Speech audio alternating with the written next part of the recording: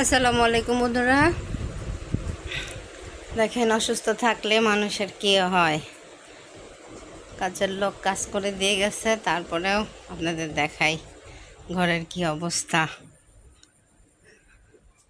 এই দেখেন, এক গাদা কাপড় চোপড় সব এখন গুছাইতে হবে। এই যে সকালে বের করে থুইছি, ভাল লাগে নাই। এখন এই কাপড় চোপড়গুলা গোছাবো। আর কয়টা বাজবে আল্লাহ জানে।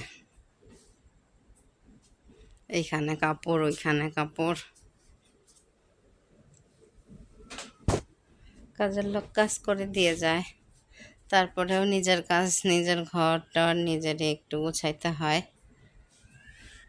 ওই ঘরটা গুছাইয়ে রাখাইছি, এখন এই ঘরটা গুছাবো।